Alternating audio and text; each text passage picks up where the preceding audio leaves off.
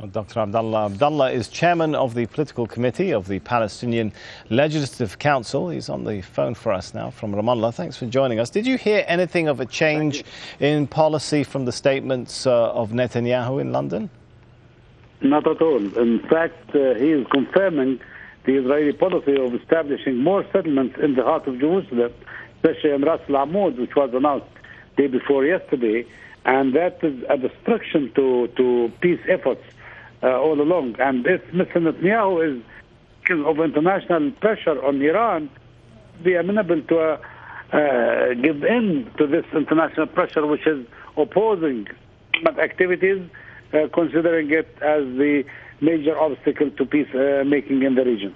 If that's the situation, then you think a new initiative by the Obama administration will make any difference? Will it revive the peace process? Any initiative that doesn't have strong resolve to make it viable, to implement it, then it means nothing.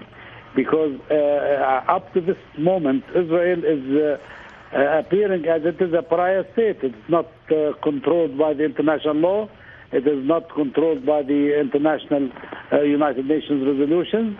And even it's not responding to international mounting pressure against settlement activities.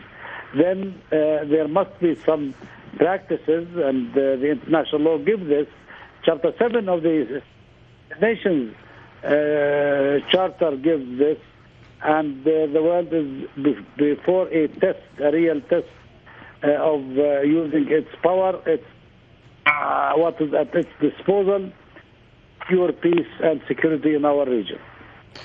What can the United States, though, ultimately do if, at the end of the day, the administration ruling Israel is simply, as some analysts say, has too many right-wing parties who would not let any serious moves against settlements, for example, go ahead?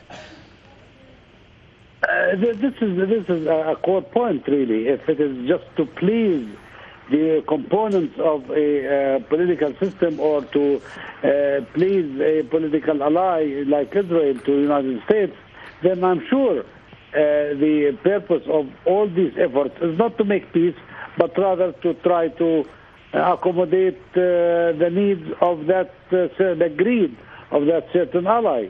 I think peace requires much more than that. Remember, some countries went to war in order to secure peace and stability in a certain region. That makes the international community safer. Now, Israel, by its continued occupation and settlement activities, it's threatening peace in our region, which is a very important geopolitically and otherwise. Therefore, a strong resolve, I think Israel cannot resist that strong resolve if it is there. I will leave it there for now. Dr. Abdullah Abdullah from the PLC, thanks so much for talking to us.